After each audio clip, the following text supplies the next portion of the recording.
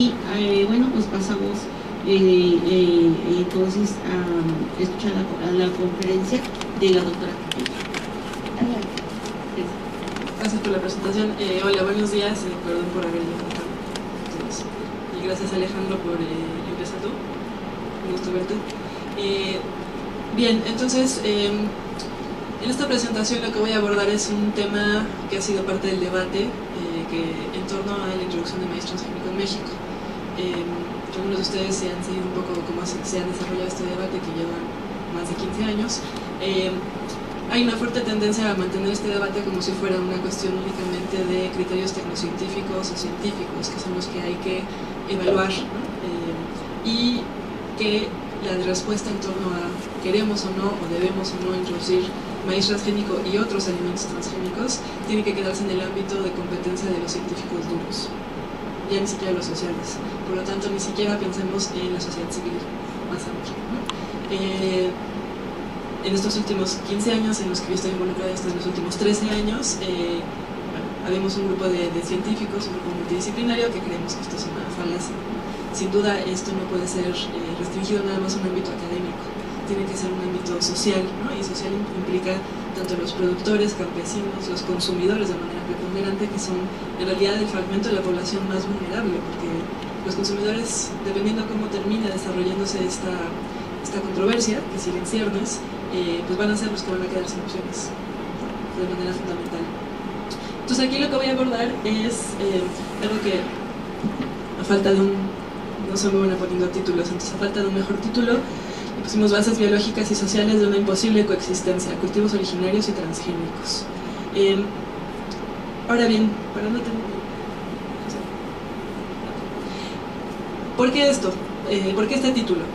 Yo he estado más involucrada en la parte de detección de transgenes en campo, ¿no? En variedades de maíz nativo, y también colaboré en detección de transgenes en algodón, y esto era algo que la presencia de transgénicos en México ya se consideraba conflictiva desde antes que estos fueran introducidos de manera oficial en el país.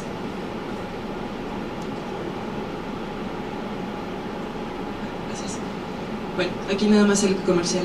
Este es uno de los libros que publicamos recientemente, en finales del 2013, donde tuve el gusto de coordinarlo, y este libro es un enfoque multidisciplinario. Nosotros hicimos énfasis de que teníamos que incluir no solo aquellos que estamos en ciencias duras o biológicas, sino que teníamos que incluir análisis también económicos, antropológicos, de salud.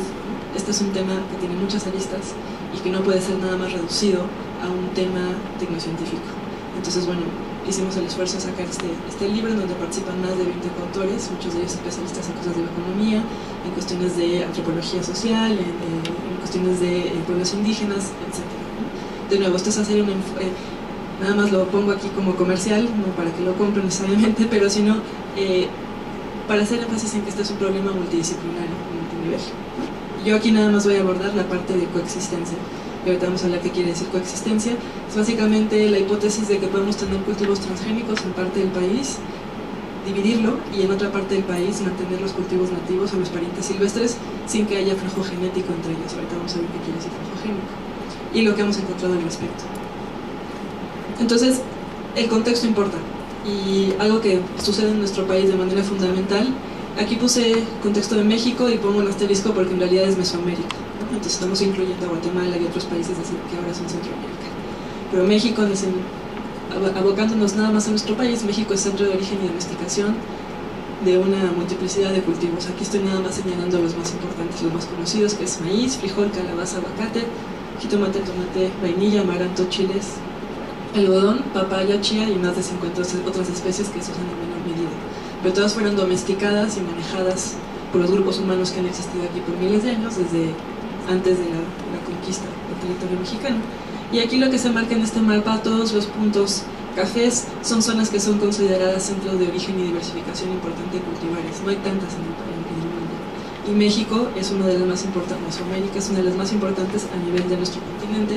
La otra parte tiene que ver con Sudamérica, tanto Perú como una parte de la selva amazónica que cubre varios países actualmente, y hay un centro de diversificación pequeño que tiene que ver con calabaza, girasol algún otro cultivo en el norte de América. El grueso de los cultivos mesoamericanos, en sentido continental, vienen de Mesoamérica.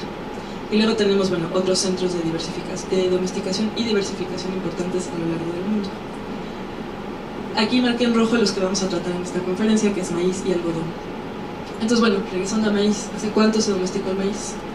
Se sabe por evidencia fósil que los primeros fósiles de maíz, ya con las características fisionómicas del maíz, fueron encontrados en una cueva en Dilanaguitz, en Oaxaca, y otra en una cueva de San Marcos, en Tehuacán, Puebla, y tienen alrededor de 5.500 años, más o menos, ¿no? Un grado de error es un afechamiento con carbono 14. Entonces tenemos lo que les pongo de inicio al inicio de la presentación, es un teocintle.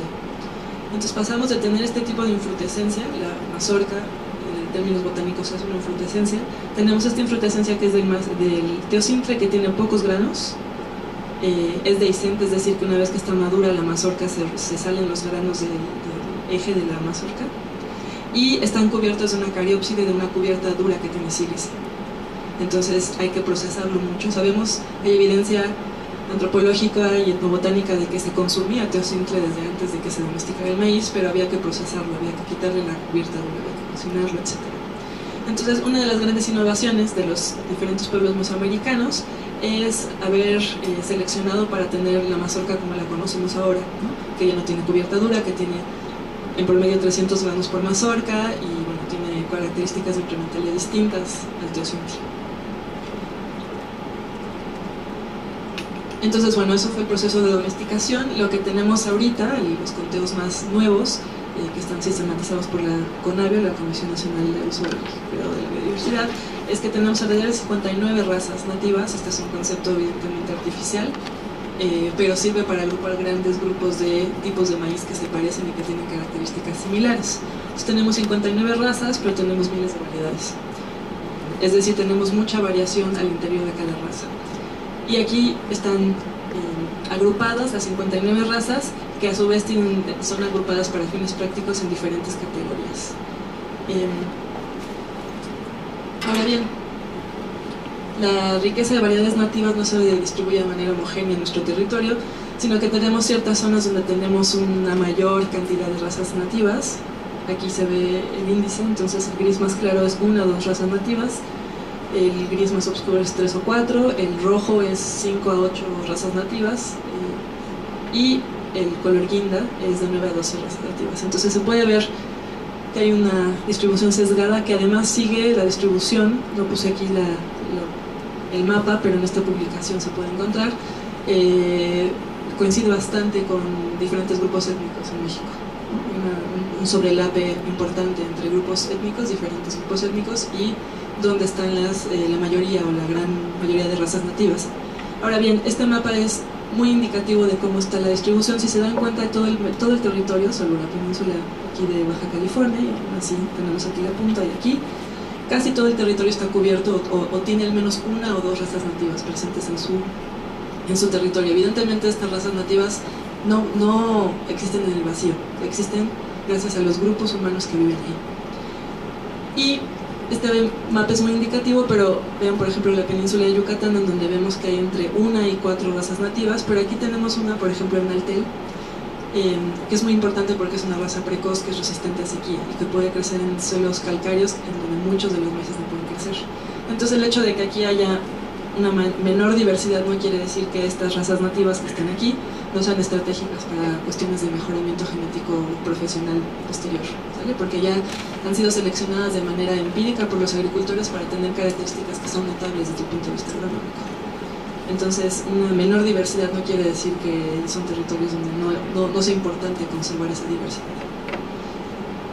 Ahora, una pregunta que mucha gente nos hace es si el mejoramiento genético es un proceso terminado, y la respuesta es no. Los procesos de diversificación y mejoramiento genético continúan generación tras generación, es decir, tras ciclo de cosecha, los agricultores están ejerciendo una presión de selección donde seleccionan ciertas semillas de toda su cosecha que van a ser las que van a sembrar el siguiente ciclo agrícola. Lo seleccionan con diferentes criterios. La gran mayoría selecciona una vez que ya cosechó, o sea, la mazorca cuando están a punto de ensilarla, pero algunos seleccionan en campo. y seleccionan aquellos granos que son más notables, que son más bonitos, que se ven más fuertes, que no están picados. Entonces están haciendo una selección continua, ¿no? Y eso es lo que está manteniendo la diversidad genética de las razas nativas en México. Se ha acuñado un término por parte del Dr. Turren, que es un agrónomo experto en maíz, en donde habla de que el mejoramiento autóctono activamente crea y mantiene la diversidad genética de los diferentes cultivos, en particular aquellos como el maíz. Y aunque mi presentación va a ser enfocada a maíz y algodón, quiero retomar algo que dijo Alejandro. El maíz tampoco existe en el vacío. En la gran mayoría de los lugares donde se cultiva maíz en México, maíz nativo, se cultiva en sistema de policultivo tipo milpa. Es decir, no es maíz solo, sino que puede ser maíz con frijol primordialmente, maíz con tomate, maíz con quelites o varios diferentes cultivos. Estos también son seleccionados activamente por los agricultores que salvan semilla temporada tras temporada y la resiembran en el siguiente ciclo agrícola. Entonces, aquí nada más para enfatizar esto. El mejoramiento autóctono mantiene la diversidad genética y fenotípica. Fenotípica es lo que vemos, ¿no? Las características visibles. Y la diversidad de variedades está mediada por el genotipo, es decir, qué tipo de genes tiene, pero de manera importante el ambiente. Y aquí el ambiente no quiere decir nada más cuánto llueve, en qué tipo de suelo están creciendo, si hay mucha humedad, poca. Eso evidentemente afecta el crecimiento de cualquier planta, pero también tiene que ver con aspectos bioculturales, cuál es el uso del maíz que se está sembrando, a qué se destina, puede ser uso ritual, ¿no? Los maíces más raros son los que tienen una pigmentación roja, que además son más susceptibles a enfermedades, pero esos maíces son mantenidos porque tienen una importancia ritual en muchos pueblos de México.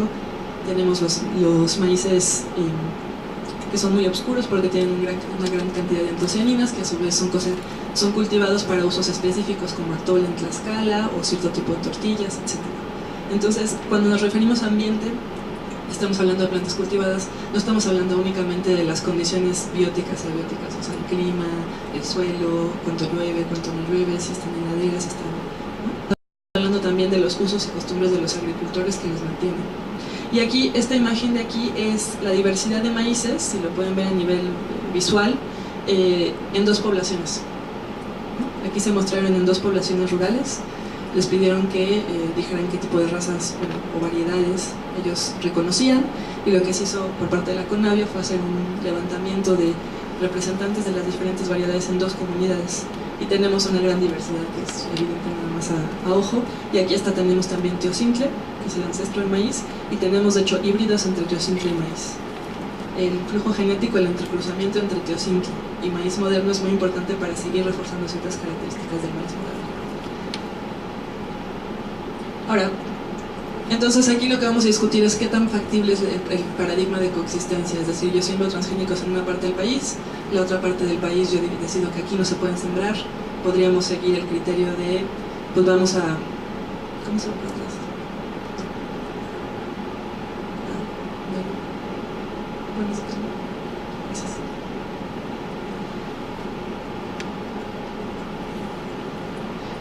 Uno de los criterios que se quiere utilizar, y esto es lo que se empuja por parte de las autoridades de nuestro país y ha sido el discurso de los últimos años, es que lo que tendríamos que hacer es básicamente hacer como una divisoria, ¿no? Poner una línea que pasaría más o menos por aquí, y en el norte del país poder sembrar transgénicos, y en el sur del país implementar medidas de conservación de los maíces nativos, ¿no? Que ya existen algunas de ellas, es estimulación de lo que han llamado custodios, a los agricultores a los que les pagan un cierto subsidio para que sigan cultivando maíz nativo. Esto también es un asunto problemático del que hablaré un poco más adelante. Entonces, bueno, el paradigma de coexistencia es vamos a dividir el país de alguna manera. En algunas zonas van a ser zonas francas de cultivo de transgénicos, otras no. Entonces, bueno, una pregunta fundamental para ver si la coexistencia como paradigma es viable es qué tan abundante es el flujo génico. El flujo génico es el paso de genes de unos individuos a otros a través del entrecruzamiento, es decir, reproducción sexual. Y esta es una tabla que sintetiza una información reciente de diferentes cultivos. Aquí les puse los nombres comunes en español. Estudios científicos que muestran que ha habido flujo genético entre estos cultivos: betabel, colza, chicoria, alcachofa, soya, algodón, girasol, lechuga, arroz, rábano, frijol, papa, sorgo, trigo, olmo, maíz, entre variedades cultivadas y sus variedades silvestres o sus variedades nativas. Entonces, la posibilidad de flujo génico es bastante grande. Y en cultivos, el flujo génico, ese es otro punto importante cuando estamos hablando de plantas cultivadas, el flujo génico no se da nada más por el flujo de gametos, que en el caso de las plantas están contenidas en el óvulo y en el polen. En los granos de polen es donde va la parte masculina, los gametos masculinos de las plantas. Entonces no nada más se dispersan por polen, que tiene diferentes vías de dispersión dependiendo de la planta, puede ser por aire, puede ser con insectos, puede ser murciélagos, pueden ser diferentes vectores, sino de manera importante por el flujo de individuos, es decir, por semillas. La semilla ya es un individuo, es una planta embrionaria. Este proceso está más acentuado en plantas cultivadas donde las dinámicas sociales de uso e intercambio de semilla afectan el flujo genético. En muchos de los sistemas tradicionales de milpa y de manutención de razas nativas es común y es habitual y se acostumbra intercambiar semilla entre agricultores. Oye, me gustan los que están creciendo tu parcela, regálame unas mazorcas y yo las voy a sembrar. Y los agricultores de manera empírica, o sea, a veces en esta discusión se toma como que los agricultores y los campesinos no saben lo que hacen, ¿no? Y evidentemente pueden tener una baja formación académica, formal, pero de manera empírica entienden perfecto cómo es el entrecruzamiento, entienden que el polen es el vector que hace que se puedan cruzar dos plantas y deliberadamente experimentan con diferentes semillas, ¿no? Entonces, estas dinámicas de intercambio son muy importantes. Por lo tanto, imponer límites geográficos a la siembra de un cultivo, en este caso transgénico y otro convencional, o sus parientes silvestres, es decir, el esquema de coexistencia no sirve. Ahora bien, ¿qué se mueve a través del entrecruzamiento o a través del polen? Se mueven los genes, ¿no? El material genético, el material de la herencia, de manera primordial. ¿Dónde están los genes? Aquí es una pequeña caricatura nada más para hacer un repaso. Aquí tenemos no encontré una mejor foto, entonces es un monocultivo de maíz. Aquí tenemos una planta individual. Si hiciéramos un acercamiento a la hoja y luego otro acercamiento, ya esto visto con microscopios, un corte histológico, y si de aquí agarramos una sola célula, vemos el núcleo de la célula y adentro del núcleo está el material genético primordial, el ADN nuclear, que es donde se encuentran los genes. Estas son las unidades de la herencia que se transmiten durante la reproducción sexual. Ahora, ¿cómo se transmiten las características de un individuo a otro? Es a través de la reproducción sexual de manera importante, donde se transmite el material de la herencia. Y aquí tenemos una caricatura también, donde tenemos, en el caso de las mujeres, producimos óvulos, en los hombres se producen espermatozoides. Una vez que hay reproducción se hace la fertilización y se genera un cigoto, que tiene ya evidentemente características que vienen de la parte materna y de la parte paterna, y se desarrolla un embrión. Bueno, en plantas pasa lo mismo. Tenemos material hereditario, ADN, pero se ve distinto, evidentemente. En el caso de una planta de maíz, el polen se produce en la parte de la espiga, que es la parte apical. La mazorca en sí es la parte femenina. Los pelos del maíz en realidad son los estilos del maíz que van a recibir polen y van a generar un nuevo fruto, que es cada uno de los granos del maíz, es un fruto individual, agarrados todos en el centro por el olote. Entonces tenemos que la reproducción sexual en plantas es básicamente igual. Tenemos la conjunción de polen, que es la parte masculina, tenemos el óvulo, que es la parte femenina, se unen para formar también un embrión, pero en este caso el embrión es una semilla. Entonces, este proceso de entrecruzamiento es flujogénico, ¿no? Es decir, estamos transmitiendo genes que vienen del lado materno, del lado paterno. Piénsenlo en el sentido de poblaciones humanas, cuando tenemos personas que migran a otros países o a otros territorios dentro de un país, y esas personas eventualmente se reproducen con gente de la zona, lo que están haciendo, entre otras cosas, es que la progenie, los hijos, van a tener genes que vienen de lugares distantes. Eso es flujo genético, y las plantas es igual. Ahora bien, ahora vamos a hablar de transgénesis. Entonces, flujo génico es un proceso natural que se da de manera sistemática. Es uno de los métodos más importantes para mantener la diversidad genética y recrear la diversidad genética en todos los seres vivos que tienen reproducción sexual. Y ahora vamos a hablar de la técnica en particular de la transgénesis, para explicar un poco más cuál es la base tecnocientífica de la transgénesis. Entonces, conceptualmente la transgénesis está basada en seguir creyéndonos algo que se llama el dogma central de la biología molecular. Esta fue propuesta en los años 50 por Crick, uno de los descubridores del ADN, que se describió en 1953. Y lo que tenemos es básicamente un gen equivale a una característica. Es decir, que tenemos un comportamiento lineal entre el ADN, luego la molécula intermediaria donde se transcribe información del ADN, que es el ARN mensajero, y luego este ARN mensajero es traducido a proteína, y que esta relación es lineal. Esto, por lo tanto, marca un concepto de determinismo genético. Los genes son la base molecular de la herencia que pasa de generación a generación y compartimos todos los seres vivos. Y todo esto se da de manera unidireccional, vamos de los genes a la... y no al revés. Esto está en contraposición con lo que se ha ido conociendo en los últimos 40 años, o sea, no estamos hablando de cosas de frontera. Hace 40 años, cuando se habló del Operon Lac y de la regulación genética, se entendió que este paradigma era muy restringido. Eso le valió el premio Nobel a Jacob de Monod en los 60s. Tenemos el genoma dinámico, en donde las interacciones entre genes son importantes. Y además, un solo gen, una sola molécula de ADN, puede afectar varias características, eso se llama pleiotropía. Y puede generar además diferentes proteínas dependiendo de cómo es leído. Esto es particularmente importante en los eucariontes, en los seres como los hongos, los animales y las plantas. Y varios genes afectan un mismo rasgo que puede ser pleiotropía. Los ejemplos es, por ejemplo, el caso de los gemelos idénticos, ¿no? Tienen el mismo material genético, pero desarrollan, por ejemplo, diferentes enfermedades dependiendo de dónde son criados, ¿no? Son casos clásicos en donde se analiza la trayectoria de vida de gemelos humanos que fueron separados al nacimiento vía adopción, y se ve que a pesar de que tienen el mismo material genético, en condiciones adultas desarrollan diferente tipo de patologías. Eso quiere decir que esas patologías no tienen que ver con la genética, sino que tienen que ver con el ambiente. Estamos comparando dos seres humanos que en principio tienen el mismo ADN. Edición alternativa de transcritos, epigénesis y diferentes fenómenos moleculares que nos hacen saber que este paradigma de que un gen codifica para una característica y que el flujo de información es siempre del ADN hacia las proteínas, en realidad no se mantiene en muchos casos. Y las excepciones a esta regla son las más importantes para modular el fenotipo, es decir, lo que podemos ver. Pero bueno, regresando a la transferencia, se basa en este dogma, ¿no? ¿Y por qué es importante este dogma? Es una cuestión conceptual. Porque esto nos permite creer que si nosotros hacemos una construcción recombinante, que es básicamente un ensamble de diferentes genes pegados mediante herramientas de biología molecular, y eso lo metemos a un organismo, puede ser un animal o una planta, etc., ese gen va a expresarse y va a producir proteína independientemente del contexto genético en el que está, es decir, a quién se lo metimos y dónde crece ese individuo. Entonces tenemos, las herramientas que se utilizan son ingeniería genética, tenemos diferentes proteínas que tienen las cualidades de cortar DNA, de unirlo, entonces lo que podemos hacer son construcciones recombinantes que en los hechos son quimeras genéticas. ¿Por qué son quimeras genéticas?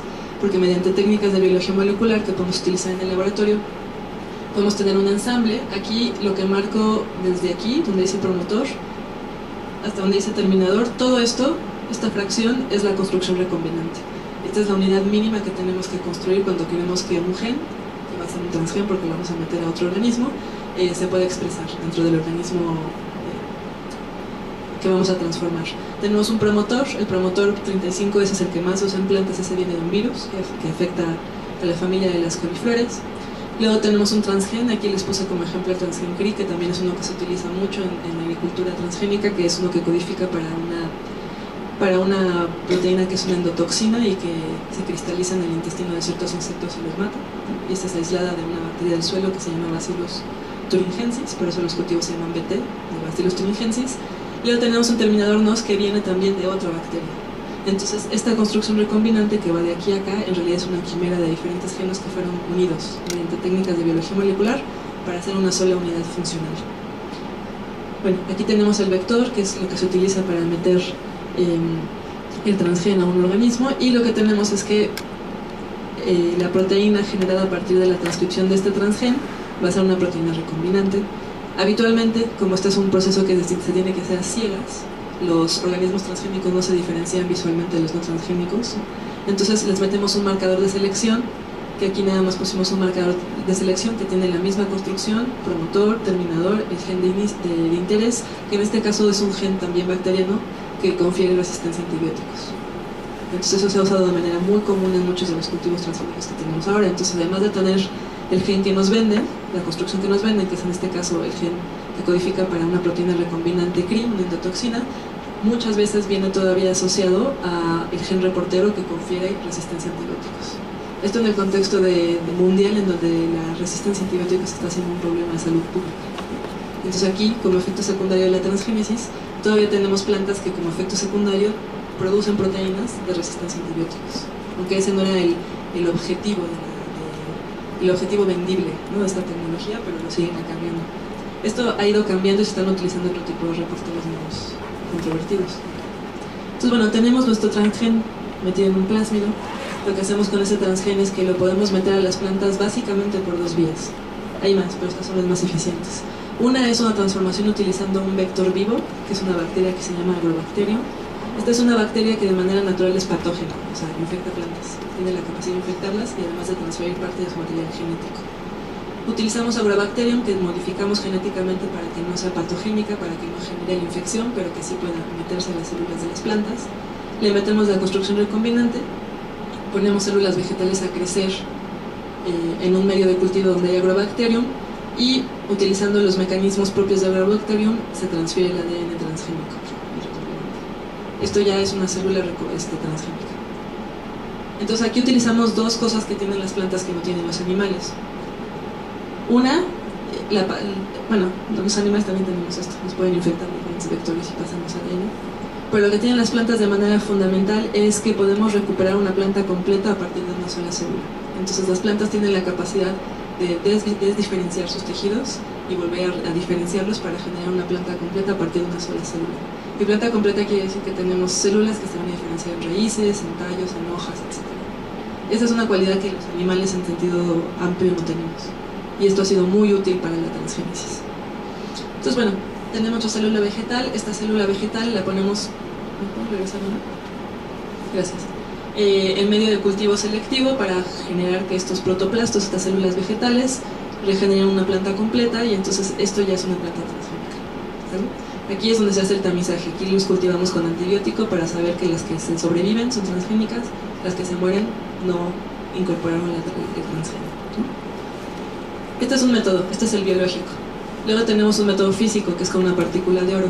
Tenemos nuestra construcción recombinante. El oro es ligeramente positivo en carga y el DNA es ligeramente negativo. Entonces, por diferencia de carga, el ADN se pega al oro. Entonces ya lo tenemos una bala de oro que está embebida en construcciones recombinantes, y luego utilizamos una pistola de aire, que lo que hacemos es balear células vegetales, habitualmente son células, y lo que estamos esperando es que la construcción recombinante se inserte en el núcleo de la célula y sea incorporada en la célula. El resultado final es el mismo. Tenemos una célula vegetal que ha incorporado ADN recombinante y que ahora es transgénica. Y hacemos el mismo proceso de selección, cultivo y regeneración de plantas completas. Entonces, esto es un transgénico. Pensé mucho si lo ponía aquí porque quizá esto ya lo han visto en otros auditorios y no quería tomarme tiempo en esto, pero hay mucha confusión en lo que es un híbrido y un transgénico. Un híbrido es generado simplemente por selección artificial de nosotros los humanos para generar líneas que tienen dos variantes, una definición más sencilla, dos variantes alélicas para cada gen, ¿sale?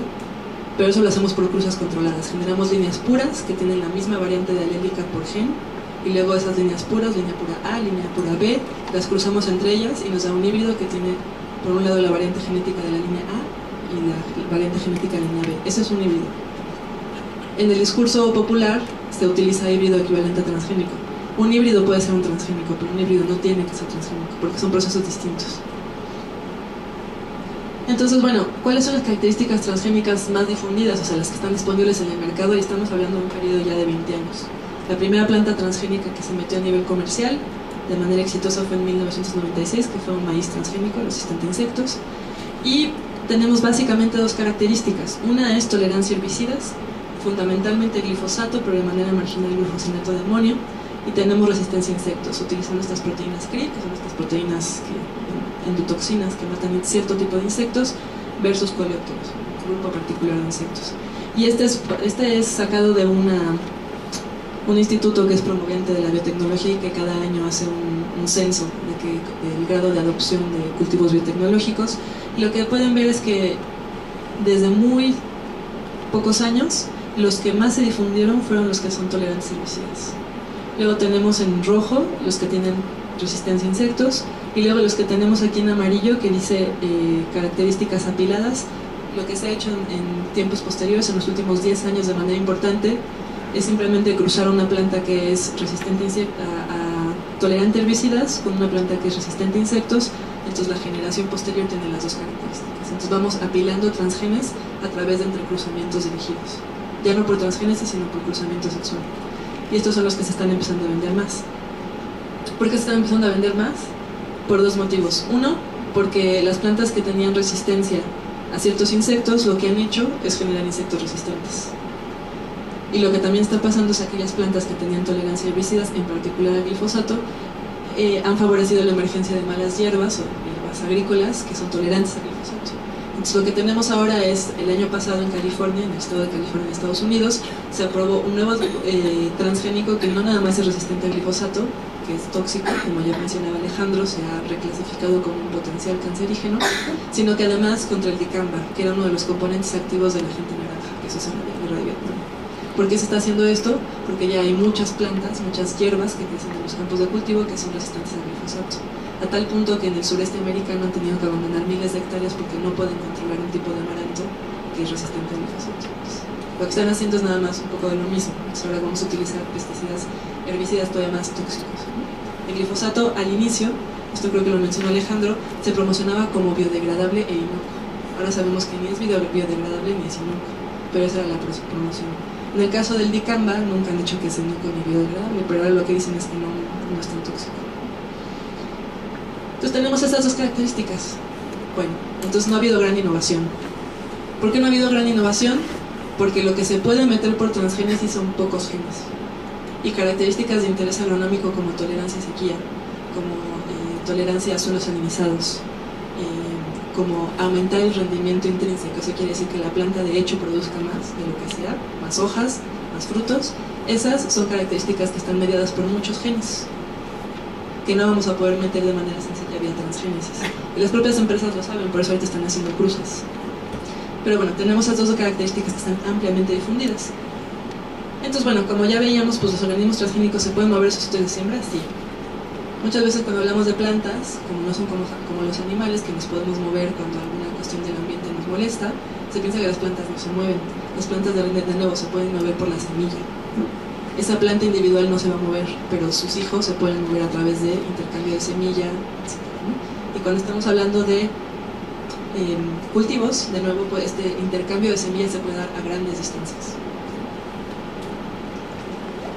Entonces, bueno, la otra pregunta que surge de manera natural después de 20 años de estar sembrando grandes cantidades de plantas transgénicas en diferentes partes del mundo es si hay casos documentados de transgénicos que se cruzan con sus contrapartes no transgénicas y se establecen en la naturaleza. Y la respuesta es que sí.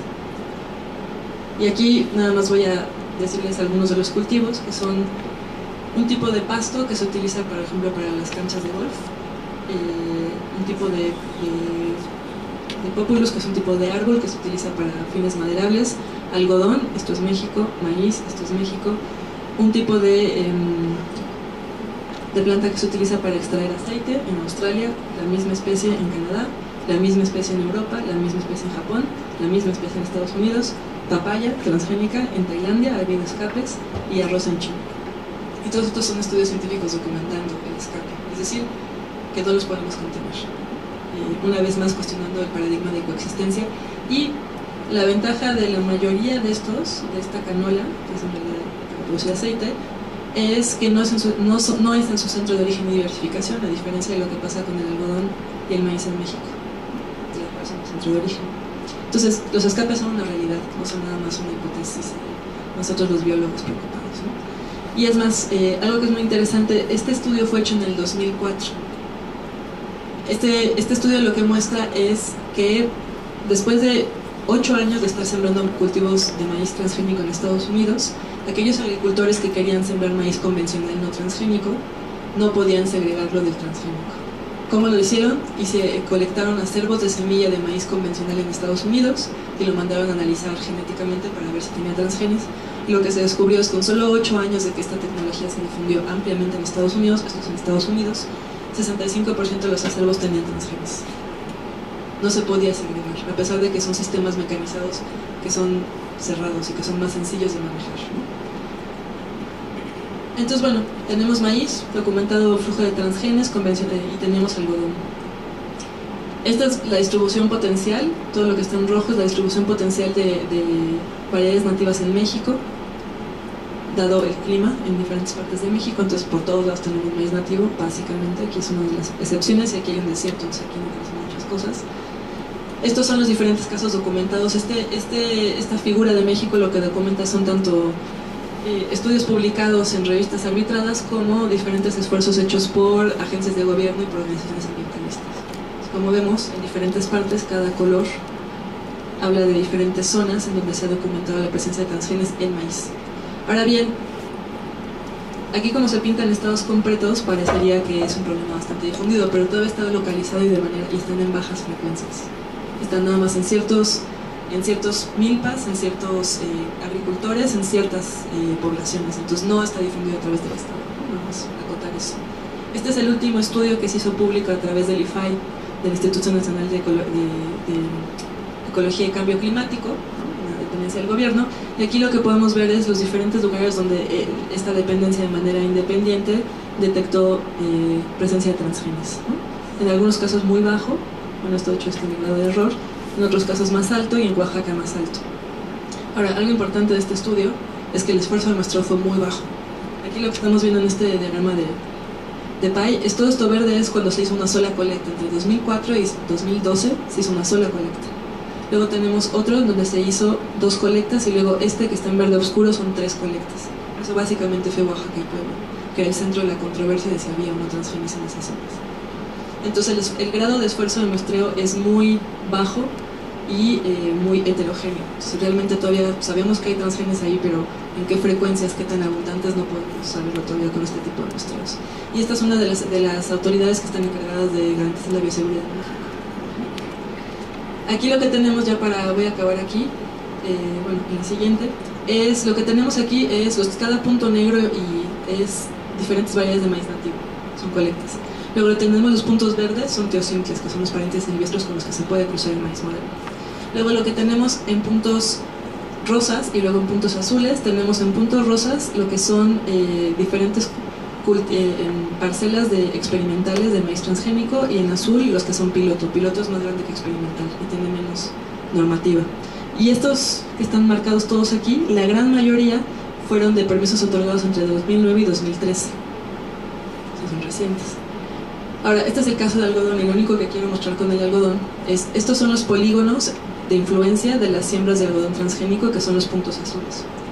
Estos que están marcados en diferentes colores, el algodón es particularmente costero, las poblaciones silvestres son metapoblaciones silvestres, y aquí lo que tenemos es presencia de transgénicos en 2 estados, aquí y aquí, en Veracruz. Y como pueden ver, algunos de los polígonos de Tamaulipas se enciman con Veracruz, era la misma zona de influencia donde había parientes silvestres de algodón. Lo que encontramos en algodón, además, no es solo presencia de transgenes, sino lo que tenemos son transgenes apilados. Tenemos combinaciones de transgenes que no están presentes en los cultivos transgénicos comerciales. Eso nos sugiere que ha habido varias instancias en donde una planta silvestre se entrecruza con un transgénico, deja hijos, el hijo se entrecruza con otro transgénico, por lo tanto va acumulando transgénicos. Entonces ya para el tataranieto tenemos 3-4 transgenes apilados. Y esto solo se dio en el periodo de 1996 hasta el 2011 en México. En el caso del algodón, lo que implementaron fue de nuevo el paradigma de coexistencia. Por aquí se trazaba una línea imaginaria, de aquí para arriba se podía sembrar algodón transgénico, de aquí para abajo no. Evidentemente las líneas imaginarias no funcionan. Entonces la coexistencia entre cultivos transgénicos y cultivos convencionales o sus parientes silvestres sin flujo genético es imposible, ¿no? Garantizar que no va a haber flujo génico. Y bueno, la introducción de organismos transgénicos en México conlleva riesgos e incertidumbres anidadas a diferentes escalas. Yo ahorita repasé de manera muy rápida, desde la construcción recombinante, fisiología y ambiente. Pero evidentemente maíz, con su importancia social y cultural en México, también cruza las aristas de la economía, la agricultura, la cultura y los alimentos. Y bueno, con esto voy a terminar. El uso de transgénicos en maíz, algodón y otros cultivos de los que son centros de origen y diversificación, y también algunos de los que no somos centro de origen, como la soya, que creo que va a hablar Raimundo Espinosa. Entonces soya no tiene los problemas de ser centro de origen, pero sí tiene el problema de estar afectando las prácticas bioculturales de nuestro país y la economía de ciertos actores en nuestro país. El avance de la agricultura de extensión favorece los monocultivos de altos insumos. se favorece el monopolio de los acervos de semilla y la privatización de los acervos de semilla existente. Aquí pensamos en las variedades nativas. ¿Por qué? Porque los transgenes se encuentran patentados, y si esos transgenes llegan por entrecruzamiento a variedades nativas, esos transgenes tienen derecho a propiedad industrial y los agricultores pueden potencialmente ser demandados por infracción de patente, a pesar de que no se haya hecho de manera deliberada. Y bueno, como ya mencionaba Alejandro, incluyen un mayor uso de agrotóxicos. Y aquí voy a acabar. Gracias. Ahorita vamos a ver qué quiere decir transgénico y lo que hemos encontrado al respecto. Entonces, el contexto importa, y algo que sucede en nuestro país de manera fundamental. Aquí puse contexto de México y pongo un asterisco porque en realidad es Mesoamérica, ¿no? Entonces estamos incluyendo a Guatemala y otros países que ahora son Centroamérica. Pero México, abocándonos nada más a nuestro país, México es centro de origen y domesticación de una multiplicidad de cultivos. Aquí estoy nada más señalando los más importantes, los más conocidos, que es maíz, frijol, calabaza, aguacate, jitomate, tomate, vainilla, amaranto, chiles, algodón, papaya, chía y más de 50 otras especies que se usan en menor medida. Pero todas fueron domesticadas y manejadas por los grupos humanos que han existido aquí por miles de años, desde antes de la conquista del territorio mexicano. Y aquí lo que se marca en este mapa, todos los puntos cafés son zonas que son consideradas centros de origen y diversificación importante de cultivares. No hay tantas en el mundo. Y México es una de las más importantes, Mesoamérica es una de las más importantes a nivel de nuestro continente. La otra parte tiene que ver con Sudamérica, tanto Perú como una parte de la selva amazónica que cubre varios países multidisciplinario, que creemos que esto es una falacia. Sin duda esto no puede ser restringido nada más a un ámbito académico, tiene que ser un ámbito social, ¿no? Y social implica tanto los productores, campesinos, los consumidores de manera preponderante, que son en realidad el fragmento de la población más vulnerable, porque los consumidores, dependiendo cómo termine desarrollándose esta controversia, que sigue en ciernes, pues van a ser los que van a quedar sin opciones, de manera fundamental. Entonces aquí lo que voy a abordar es algo que, a falta de no soy muy buena poniendo títulos, entonces a falta de un mejor título, pusimos bases biológicas y sociales de una imposible coexistencia, cultivos originarios y transgénicos. Ahora bien, para no tener... ¿Por qué esto? ¿Por qué este título? Yo he estado más involucrada en la parte de detección de transgenes en campo, ¿no? En variedades de maíz nativo, y también colaboré en detección de transgenes en algodón. Y esto era algo que la presencia de transgénicos en México ya se consideraba conflictiva desde antes que estos fueran introducidos de manera oficial en el país. Y bueno, pues pasamos entonces a escuchar la conferencia de la doctora. Gracias por la presentación. Hola, buenos días, perdón por haber llegado tarde. Y gracias, Alejandro, por empezar tú. Un gusto verte. Bien, entonces en esta presentación lo que voy a abordar es un tema que ha sido parte del debate en torno a la introducción de maíz transgénico en México.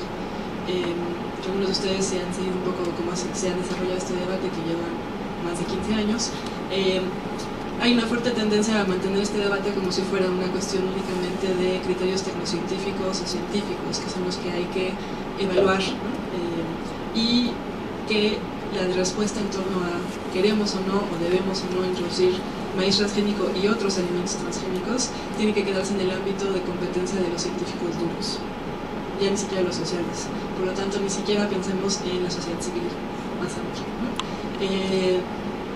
En estos últimos 15 años en los que yo estoy involucrada, hasta en los últimos 13 años, habemos un grupo de científicos, actualmente, y hay un centro de diversificación pequeño que tiene que ver con calabaza, girasol y algún otro cultivo en el norte de América. El grueso de los cultivos mesoamericanos, en sentido continental, vienen de Mesoamérica. Y luego tenemos, bueno, otros centros de domesticación y diversificación importantes a lo largo del mundo. Aquí marqué en rojo los que vamos a tratar en esta conferencia, que es maíz y algodón. Entonces, bueno, regresando a maíz, ¿hace cuánto se domesticó el maíz? Se sabe por evidencia fósil que los primeros fósiles de maíz, ya con las características fisionómicas del maíz, fueron encontrados en una cueva en Dilanaguitz, en Oaxaca, y otra en una cueva de San Marcos en Tehuacán, Puebla, y tienen alrededor de 5.500 años, más o menos, ¿no? Un grado de error es un afechamiento con carbono 14. Entonces tenemos lo que les pongo de inicio al inicio de la presentación, es un teocintle. Entonces pasamos de tener este tipo de infrutescencia, la mazorca, en términos botánicos es una infrutescencia, tenemos esta infrutescencia que es del teocintle, que tiene pocos granos, es dehiscente, es decir, que una vez que está madura la mazorca se salen los granos del eje de la mazorca, y está... Gracias. Bueno, aquí nada más el comercial. Este es uno de los libros que publicamos recientemente, en finales del 2013, donde tuve el gusto de co-coordinarlo, y este libro es un enfoque multidisciplinario. Nosotros hicimos énfasis de que teníamos que incluir no solo aquellos que estamos en ciencias duras o biológicas, sino que teníamos que incluir análisis también económicos, antropológicos, de salud. Este es un tema que tiene muchas aristas y que no puede ser nada más reducido a un tema tecnocientífico. Entonces, bueno, hicimos el esfuerzo de sacar este libro, en donde participan más de 20 coautores, muchos de ellos especialistas en cosas de la economía, en cuestiones de antropología social, en cuestiones de pueblos indígenas, etc. De nuevo, esto es hacer nada más lo pongo aquí como comercial, no para que lo compren necesariamente, pero sino para hacer énfasis en que este es un problema multidisciplinario, multinivel. Yo aquí nada más voy a abordar la parte de coexistencia. Y ahorita vamos a hablar qué quiere decir coexistencia. Es básicamente la hipótesis de que podemos tener cultivos transgénicos en parte del país, dividirlo, y en otra parte del país mantener los cultivos nativos o los parientes silvestres sin que haya flujo genético.